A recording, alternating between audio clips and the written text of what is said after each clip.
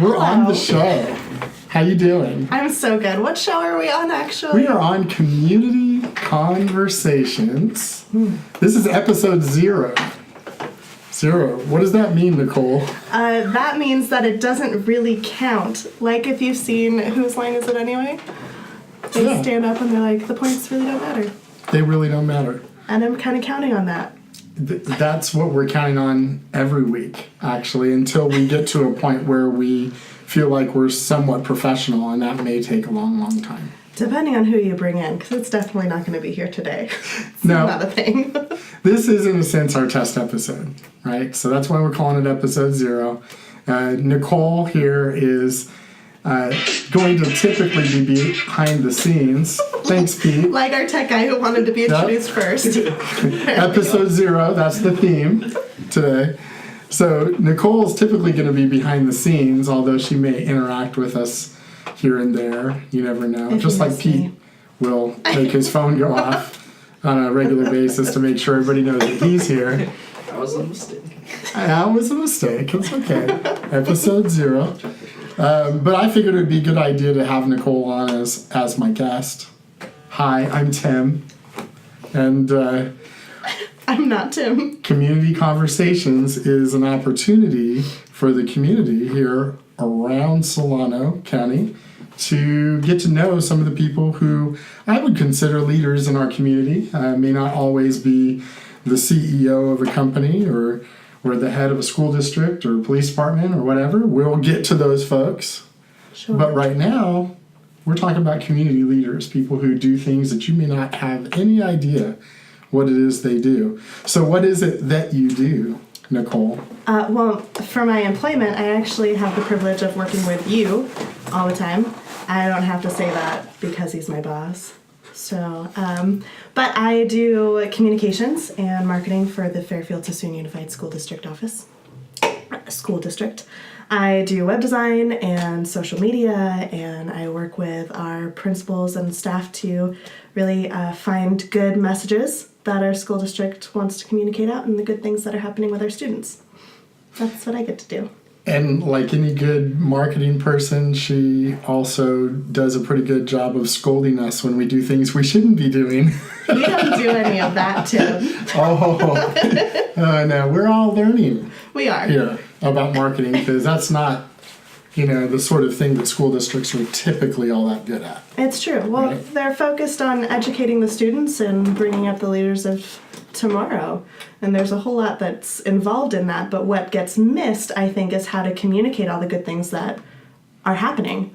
They're so busy making it happen that they don't know or they don't take the time to do a really, really good job of communicating to everybody what it is that is exciting that they're doing. They kind of let their work speak for themselves.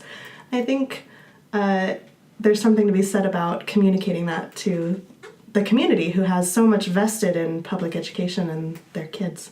So, right, absolutely. I think one of the reasons that we're really thinking a lot about marketing now is because image matters. It's important that people know what's going on. That's good, because a lot of times it's easy to catch on to just the negative stuff that's happening in any organization.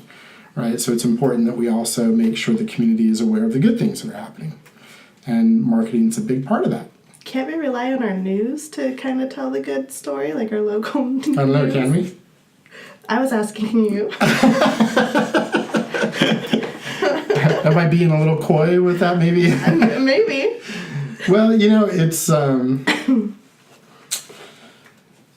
no, you can't really rely on the news. That was a good answer. You really can't. I mean, that's not to say that some of the things that they write are not right on track.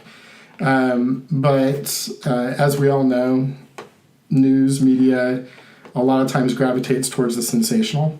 And the sensational is more often negative than it is positive, it seems. And so you see, I would say, a higher percentage in the typical news media of negative stories than you would positive, even though we know a lot of positive stuff's happening. So, yes. So no, you can't count on a balanced view always.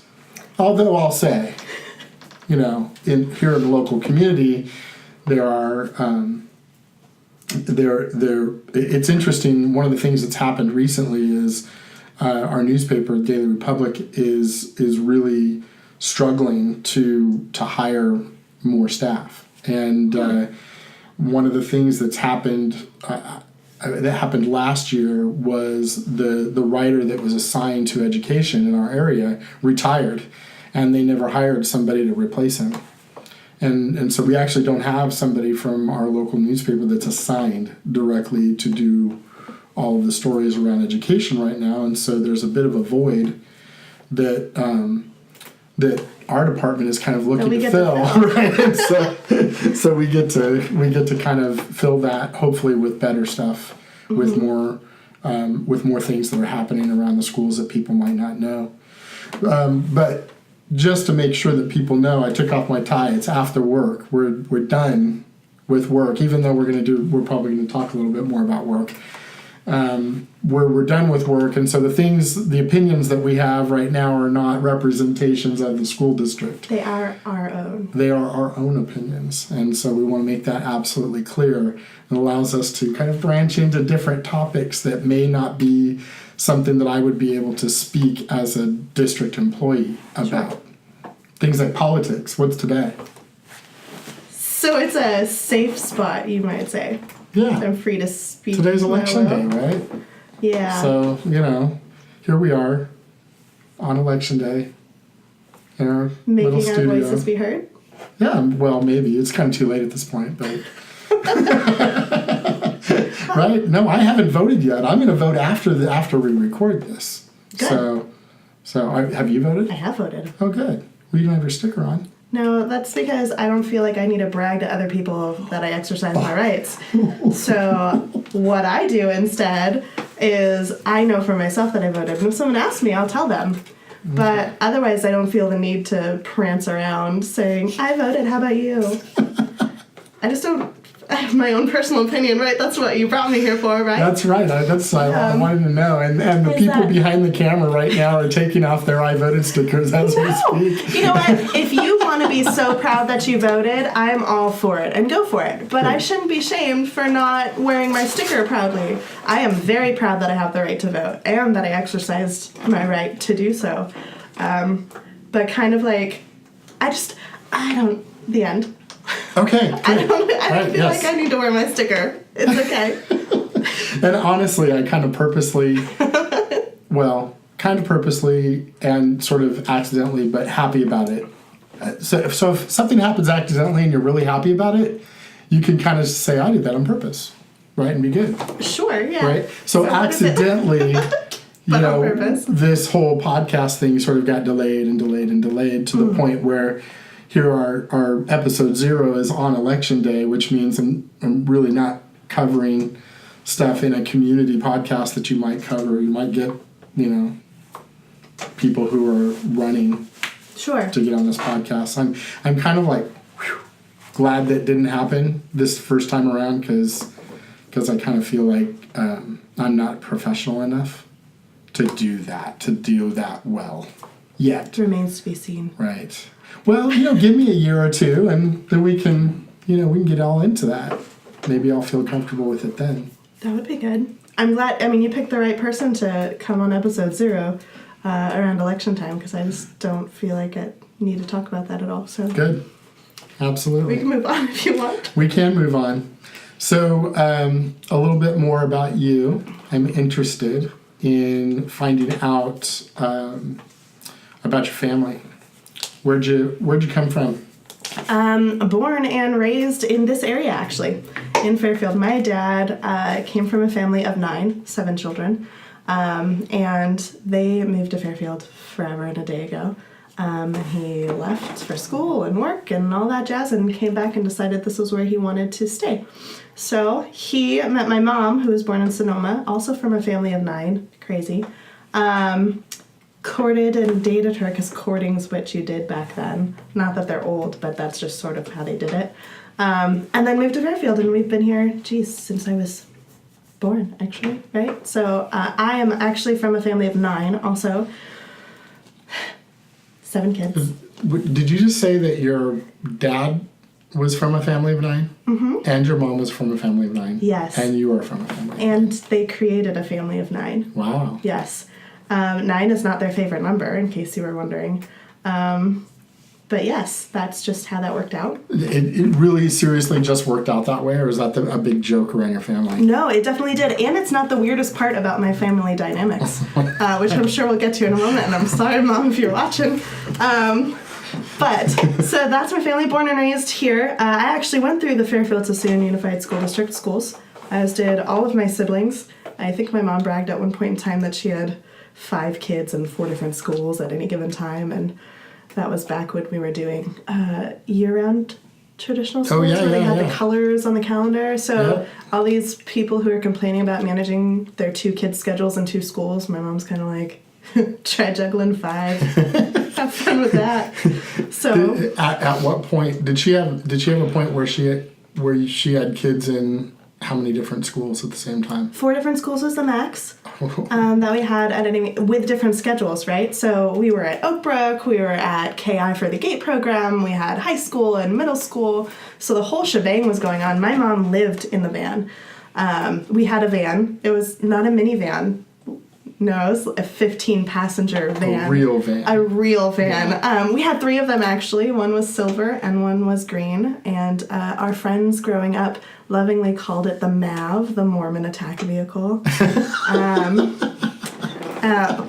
We're Mormon, in case you didn't know. So it was really fun because when we went, the 15-passenger vans, right? And a family of 9, Dad was usually working, so Mom had all the kids in the car at all times. And we can all have, like, a friend and a half kind of sit in with us, right, depending on how legal we wanted to be about it. And we'd go on road trips and beach trips, and we were constantly exploring the Bay Area. And it was so fun. But I'll never forget. So in the years that my mom was living in the van, like, she had, babies after me. I'm the 3rd oldest, the first girl. Okay. So there are 4 chitlins underneath me. In age, and she was picking me up from it's now PSA, it used to be Amy Blank, in case old people are watching. I attended Amy Blank, and that's where my GATE program was before they started doing the siloed programs. It was held at Amy Blank solely. So I was carted in, kids were dropped off at Oakbrook, and I was carted into Amy Blank. She picked me up from the school, and this was our first pet experience outside of goldfish. My dad said he had kids. He did not need pets. He still thinks that to the day. He's not very fond of the 2 dogs that are currently at the house, but we won't say anything about that. So we got out of school, and I'm used to seeing things in my mom's lap when I get into the van, and climbing into the van, right? 15-passenger van, high up, a backpack the size, like, bigger than me because of all the school books that happened at that young of an age back in that day. Climbing up, and I just kind of rotated back in the back. I climbed over the 2 seats because it's not as cool to walk on the side where there's actually a thing. So we dumped our backpacks on the side, and we'd climb in the front seat, and we'd hop over the other seats to find the seat that we wanted to relax and not talk to the other siblings in. So I hopped back to the second seat. Mom's looking in the rearview mirror, like, yelling back, like, "How was school today? What did you learn? Did you make any friends? All the good things. Did you do anything bad? I didn't get a call from the principal today. That was nice." Anyway, so she had handed back this fluff ball. This fluff of a thing, and it landed on my lap. I didn't have a cell phone back then. Most people didn't, actually. So I was actually reading a book in the back seat, and this fluff ball gets landed on my book. Like, catapulted my lap. I was livid. Until I realized what it was. I had this gimungo, it was big to me, like, filled up my whole lap, black guinea pig sitting in my lap. I didn't actually know it was alive until it urinated on me. However, that's a whole nother story. One of my brothers is autistic and didn't really speak a whole lot at that time. And so the coolest part about this guinea pig was that we were super excited we had a pet, first of all. So now everybody's friends, whereas before it was like, I'm done from school, like, I don't want to talk to my family. We were happy. We still are happy. We're real close, the whole family. That's a true story. That's not a joke. we were all gathered together, huddled over like the 2 seats, because I was in the middle seat, trying to name this thing that we got and trying to figure out how we were going to hide it from Dad. It was huge. And so we're all arguing about names, throwing around like pig names and Disney names, because we're a Disney family, like all this stuff. And my brother speaks and says, "Piggycock." No idea where that came from. Neither of those 2 words were said, minus pig, right? And so he just shouted, and he didn't speak, so he just shouted, "Piggycock." And we were just so ecstatic that he had said something that was the animal's name. That's what you went with. From forever on until the thing passed. But, so we went home, and Dad didn't get home until like we got home at like 3:34-ish. Dad gets home at like 6:30. He commutes into the city, right? And so we're loving on this thing, and then we like hide it when we hear the garage door open, like, run, this thing's gonna die as soon as Dad comes in. And then we introduce him to the animal, and he's like heating up, like visibly uncomfortable, not sure why he was not considered when all of this was decided. And we tell him the name and where it came from, and he all of a sudden just like relaxed about it.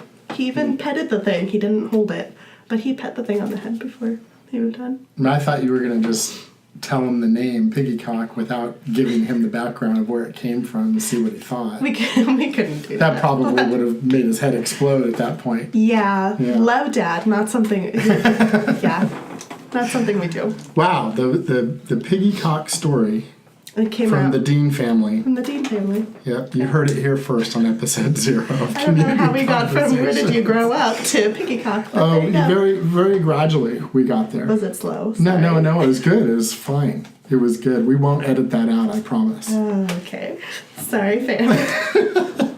So tell me about how you got into marketing and communications, because I know you were doing something similar, or at least aspects of that, for another organization before the school district. Yes. So it's interesting when I talk about how I got into and slid into the role that I'm in now, because it's not the traditional sense, and it's not traditional. So I went to school and did my bouts in school, but I don't have a degree in anything. I didn't actually go to school for marketing and communications. I went first for architectural engineering, then I switched to music, and I've kind of done a whole bunch of things. But in that process, I've learned how to be very good at self-teaching. I enjoy learning. I wasn't too much a fan of formal, traditional education. So the things that I've picked up on have been on-the-job training, and I think that's a skill set that might be missing in today's society, actually, that you can walk into something and not know exactly how to do it, but be confident in your ability to learn quickly, and it's almost like a coachability, like a teachability characteristic that an individual can have. And not going through traditional schooling, I've taught myself how to be good at that skill, where I can kind of size things up and say, I think I can learn that, and I think I could pick it up. I'm not sure how good it's going to be, and I might make a mistake or two, but I'll learn, and I'll end up being really good at it in the end. And that's kind of how marketing came to me, how I came to get into marketing with my last company. I was fortunate enough to be in a position within that company where I can kind of see a need within the company and then take it to the CEO and say, hey, this might be a problem that you're experiencing or not even know about, but just in case you aren't, here it is. And I have a solution for it. What do you think? And most of the time it was that's a lot of work. I don't want to deal with it. And then it's but I can. Would you like me to? And more often than not, it was a yes. And in the beginning, it was very much supervised, like, hey, every couple of steps in your plan, come back and report to me. And after a while, it was just Nicole, go handle it. You're going to do great. Let me know how much we're saving later within the company. So that's what we did. From redesigning websites to company perks to overhauls of department to standard operating procedures to document management. Like, I just saw a need and decided I needed to learn how to fix it if I'm going to be an asset to the company. And so I very quickly found that marketing and communications I loved doing, and it was a little easier for me to pick up than some of the other aspects. So coming to the district, I actually didn't start in this role. You know that. You started in human resources. I started in human resources from that company. And I love the company that I worked with, but they were actually unable to provide me, because they were a smaller company, some of the safety nets that I needed for the family that I was starting. So it was, I needed benefits and I needed certain things, and the school district offered me that as a substitute. So very quickly I subbed in human resources, ended up being a long-term sub, and next thing you know, I'm interviewed and offered the position full-time, which was another learning on the job kind of process. They got to know my work ethic, and it's like, I think we can use you. And so when a spot opened up, they interviewed, and I happened to slide in and passed my probe. And I think I interviewed 2 days before my probe ended for this position. That's probation, for those of you who don't know what that word means. Yes. Yeah, probationary period, where in schools, in a lot of government organizations, you've got a period where you're working in the first 6 months or in the first year at will. And before you hit that probation, while you're in that probation period, you can be let go for no reason at all. Just, sure. It's not working out. Sorry, I got to go. Thank you. But once you get after that probation, now you're what we would call permanent. Yes. Right. So then this position opened up, and I was brand new to the district, and I wasn't even looking for new employment because I was happy where I was at. They say never stop looking for employment, but I did for a hot period because I was so new. I was like, I'm just gonna, figure this out. I like to learn like a bigger picture of things before I'm moving on to before I really decide if this is for me or not. And so I had a friend actually send me the job information, and I worked in HR and just didn't know this position was flying, so that tells you that. And she was like, I think you'd be perfect at this job. You should apply. And so I did. And they liked me. They took a chance on me, which was good. And here I am. So that's how I slid into marketing, and it's just kind of become a passion. Yeah, definitely. And it's interesting you mentioned in your school experience, not necessarily taking to the structured school experience, but being really, really interested in being able to learn something from a project perspective, or from the perspective of, I want to learn that and now I'm going to go get it. So we talk a lot about the difference between those two things, and how sometimes it seems like our traditional school experience doesn't feed that kind of learning very often. What we do is, a lot of times, is we're feeding the students, sort of like spoon feeding them, here's the thing we're going to learn today. Now learn this thing. Now show me that you learned it, right? And then rinse, repeat, right? That's what school is more often than not. And so you find that there's a lot of students, I think I would be in that category too, of people who don't thrive in that kind of an environment, and instead are more interested in only learning when they're pursuing something they're interested in pursuing, and when they can connect it to something maybe real or that has an outcome that they feel like matters. Sure. Beyond just a grade or the praise from a teacher. So that's kind of interesting how that got you to this point. And like I said, I mean, we've talked about this before.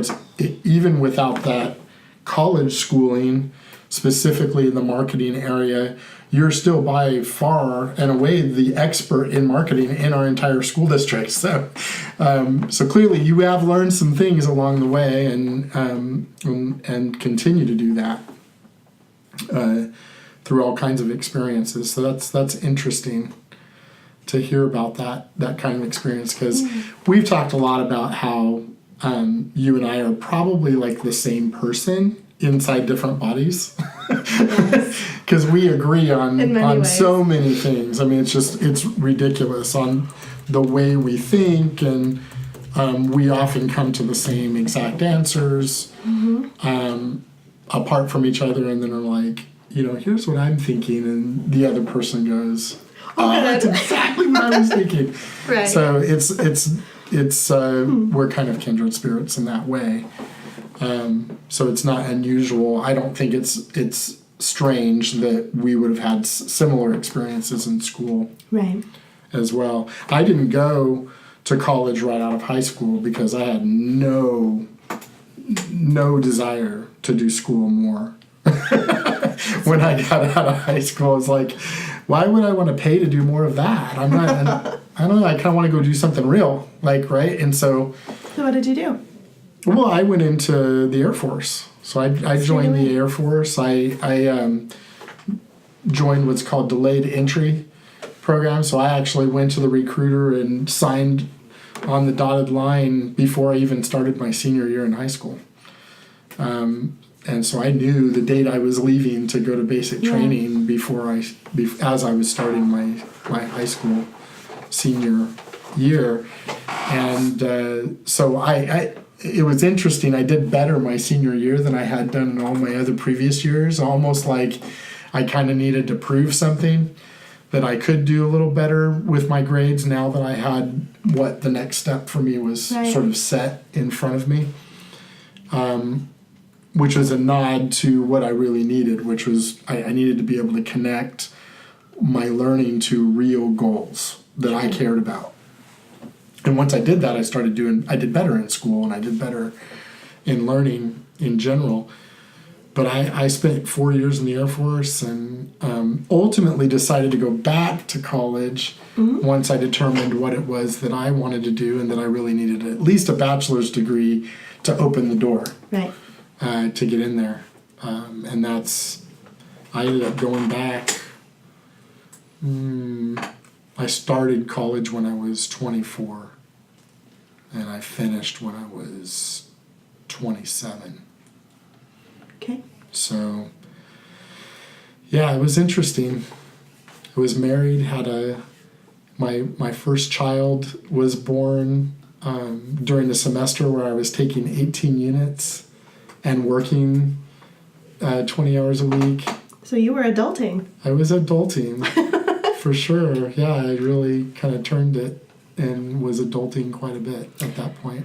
So we've talked a little bit, not that this is an interview about you, however, we've talked a little bit about kind of how our lives have been shaped in such a way that we don't necessarily have a whole bunch of regrets. We have lessons learned from our decisions in the past that we've chosen to take. Would you, now, knowing what you know now, would you go back and done college right off the bat? No, and that's turned out to be an actual benefit for me. And that's not me saying, hey kids, don't go to college right out of high school. I think it really has to be evaluated per person, right? And it's a really, if college isn't something that excites you, that the idea of going to college is not something that you're really excited about, I would reevaluate whether or not you need to go to college right out of high school. You should do something, right, constructive. But looking back on it now, because I went to work full time, my job in the Air Force was computer systems operations. So I was getting good experience that translated to the world outside of the military. I got 4 years of good experience. That's good resume experience. When I got out, I got a job right away. In the field.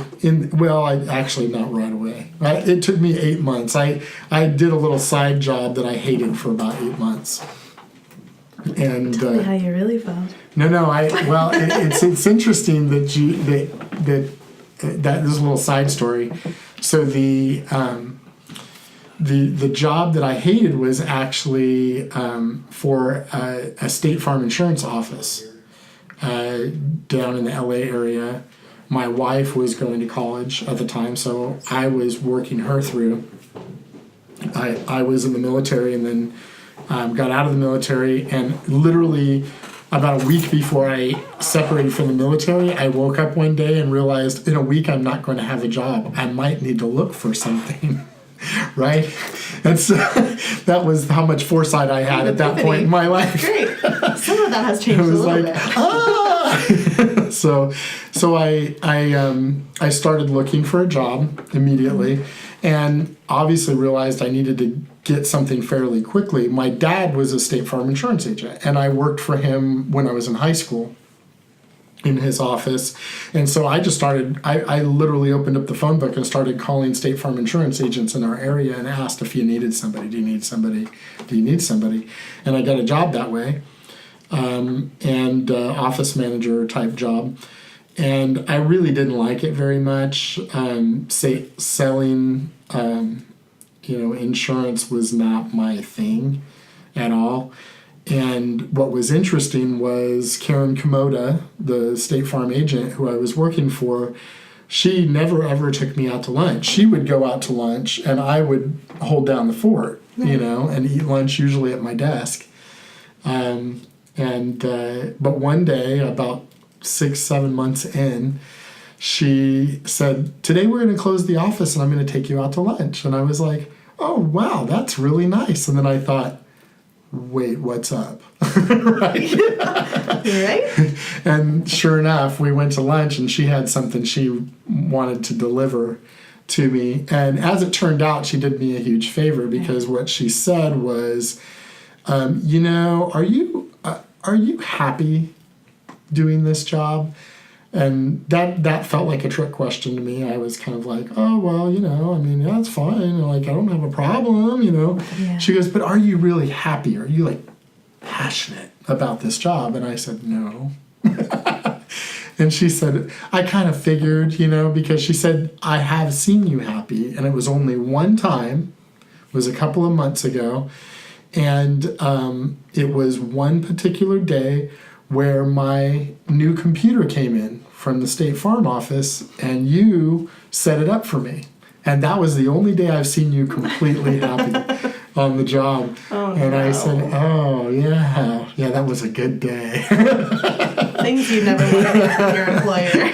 That was a really good day. And she perceived that and saw that this wasn't really my thing. Yeah. And that really was technology and stuff. And so she said, you can work here as long as you need to, but I would really suggest you start looking for a job that in that field. You've got experience in it.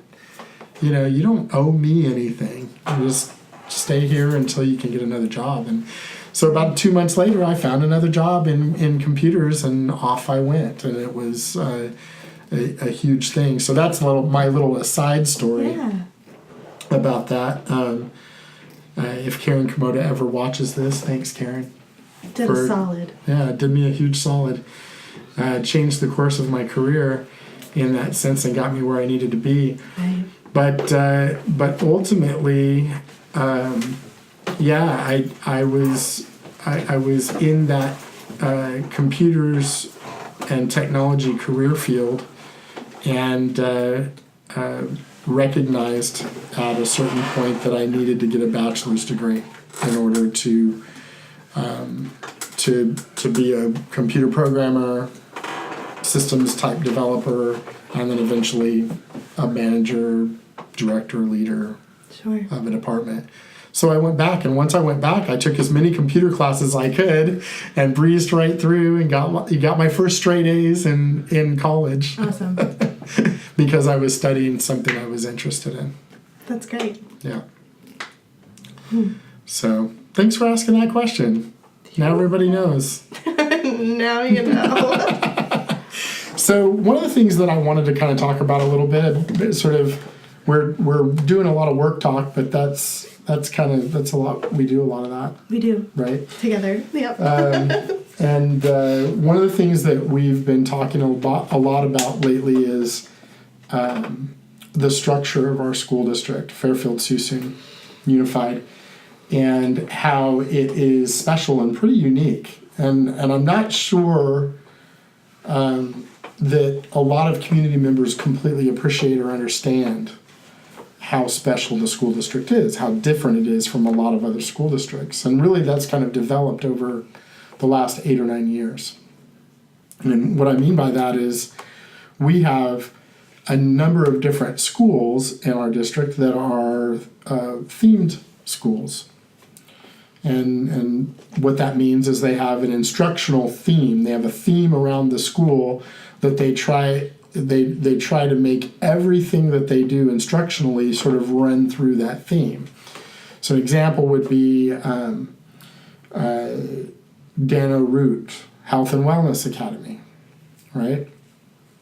So that school is a kindergarten, transitional kindergarten through 8th grade school that its instructional theme is health and wellness and sports medicine and that sort of thing. And so when they do science or even English and math, they try to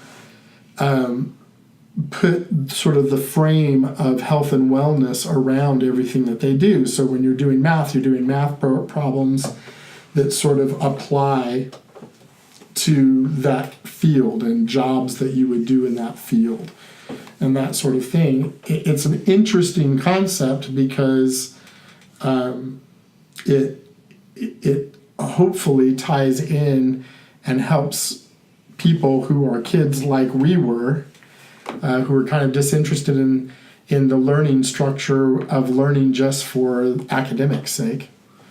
And gives you some sort of application for the learning. I was always the kid in the back of the class that was like, hey, Mr. Richmond, how are we going to use this in the real world?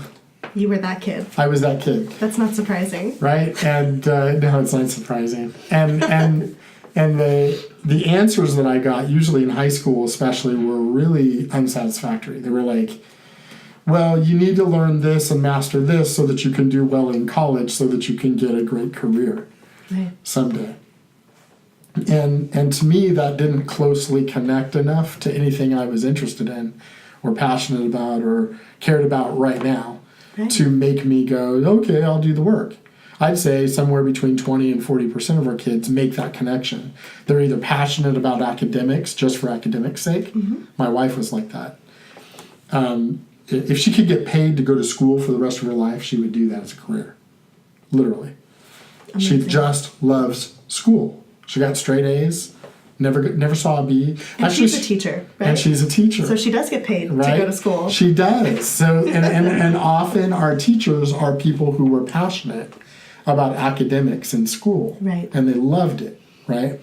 And so then but then the rest of us, the 60 to 80% of us, somewhere in that neighborhood who aren't passionate about academics, a lot of times get lost along the way, and we end up being C students or, or D or F students or, get interested in other things.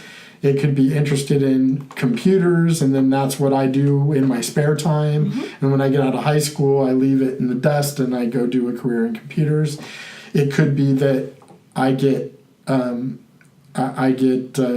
kid gets intertwined into a gang, and that ends up being their interest. So that sort of ends up being the reality and the business that they feel this is the way that I can be successful, right, outside of school. And school has so little to do with that world.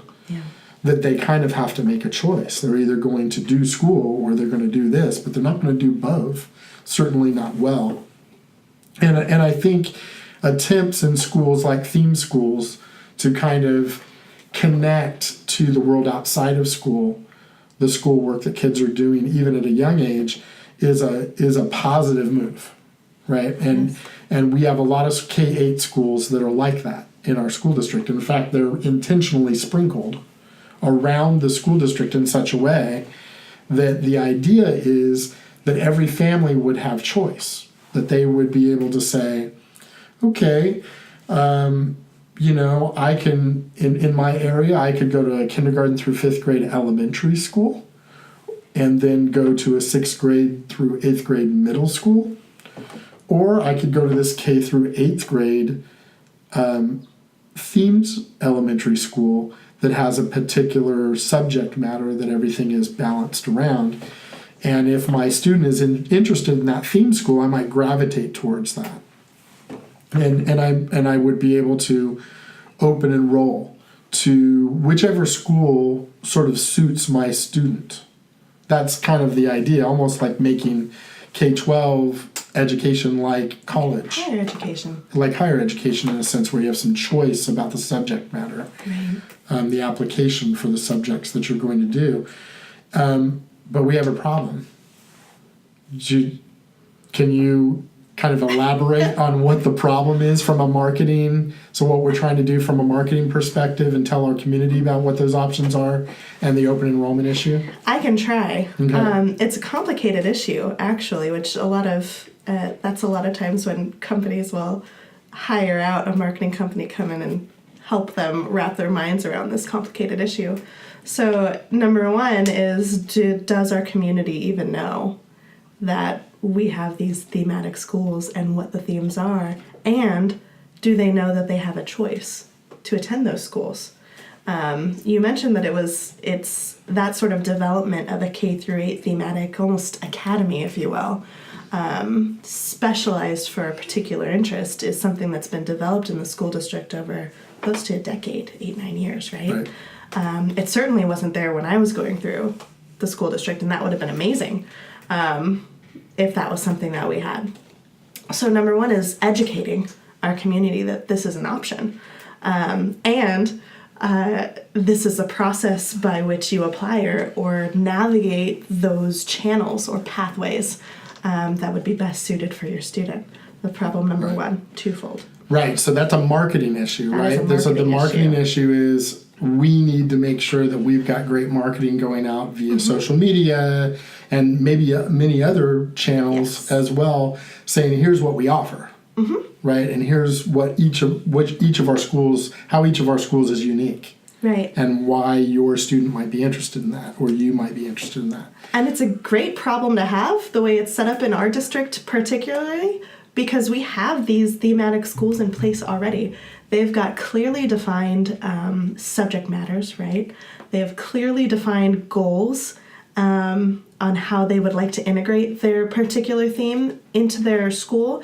And the coolest part, I think, about what I've learned about the thematic academies is that they have, the leadership of the schools have really taken it on to involve the community around them in kind of accepting and taking ownership of this theme.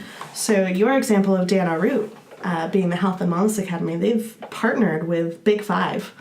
And there's a partnership that goes with that, with equipment and classes and even employment down the road, I've found.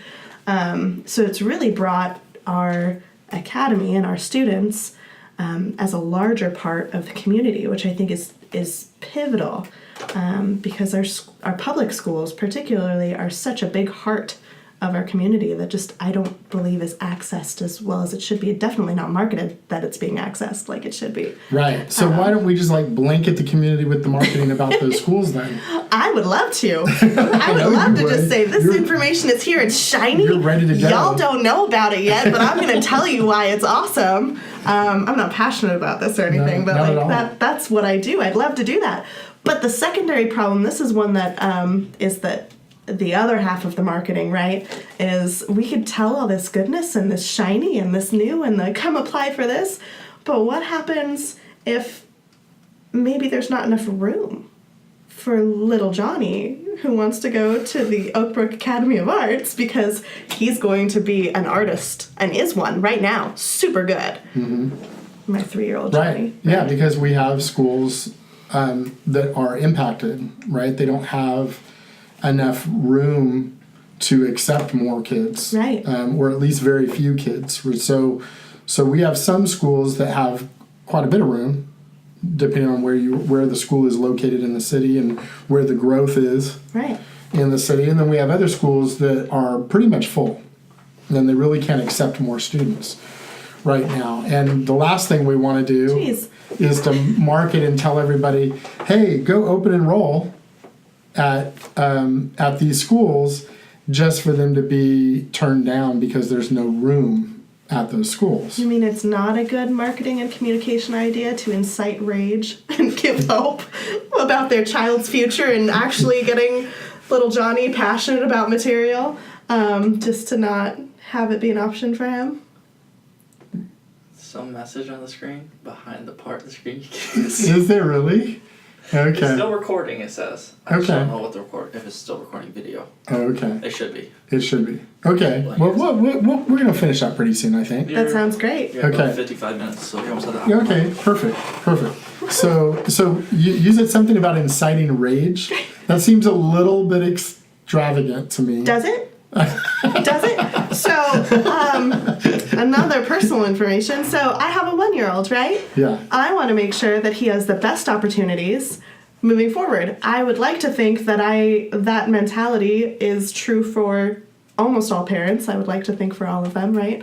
Where they would put their heart and soul into making sure that they got what they wanted, and especially if it might be best for their future, right? Mm-hmm. Because I mean, Oh, the mama bear rage. the mama bear rage. The mama bear rage. That's the rage you're talking about. I'm Yeah, just no, we don't saying want to incite that for if I sure. had an opportunity to make sure my kid doesn't get to middle school and say, well, poop on school, and gets involved in some of these other ways of life that you were talking about, just because he's disenfranchised with or not challenged enough in school or whatever. Not that I had any of that issue, but any of those things, if I had the opportunity, I think, to get him passionate about something, or at least explore these different things for him to find out for himself if he is passionate about that, Right. and kind of explore those options. If I had the opportunity to do it, and then it was like dangled and made to look super shiny, and then, oh, by the way, only 5 of you got to be at that school, I think I would be a little bit enraged, and I feel like that's not super dramatic to think about. I think you framed that well. Thank you. So that's the issue. That's just one type of issue that we're Yes. working on right now. And we don't have all the answers No, we by don't. any stretch. But, we do have a desire, not just us as a department, but other people in our school district as well have this desire to kind of create a situation where there is choice, or at least Right. largely some choice. And so we're working on that. It's something we're a project that we're working on right now. And I think that also, that mentality of being open-minded to that is something that sets us apart from a majority of the districts. Not that other districts aren't looking to be innovative like this, but public education is, from the top down, we have standards and guidelines that we have to adhere to. And some mindsets that I've discovered in my interactions with people in different districts is that they don't care about all that other fluff. They're still trying to meet standards and get their district performing well to those standards before they add any fluff. And so being at a district who has leadership who are entertaining that idea is really cool to be a part of. And it's something that our community should know about, but it is a complicated problem that Yep.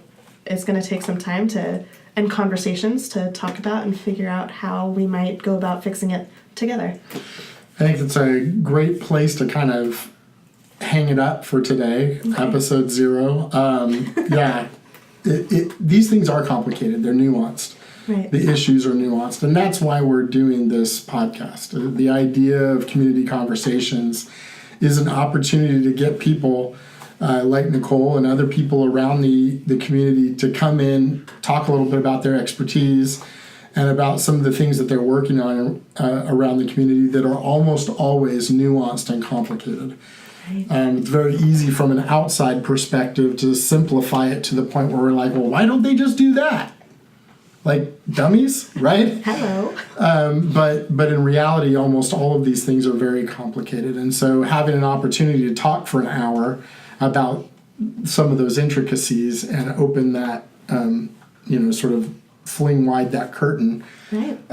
hopefully will give the community a little bit better view on what's going on with their leaders around this area and give them a sense of how they might interact with their leaders in a way that's really effective to get what they want to get done in the community as well. Right. So thanks for joining me, Nicole. I sure appreciate it. Thanks Pete, for notifying us of the problems on the back end and helping us out, and appreciate Ron and Liberty Church. I want to make sure I give Liberty Yeah. some props. They have provided this space for us and are going to grow with us, I think, a little bit. And they're one of the awesome organizations, churches in Fairfield that are really community faced, and Right. so we're very, very thankful that they're working with us on this project. And we know that in the future, maybe not next week, maybe next week, we'll see. No I'll pressure. have John Harris on the show to talk a little bit more about how unique and innovative Liberty Church is in how they serve the community. And I think Right. it'll be a really interesting episode. So for now, see you later. Thanks. Thank you for watching.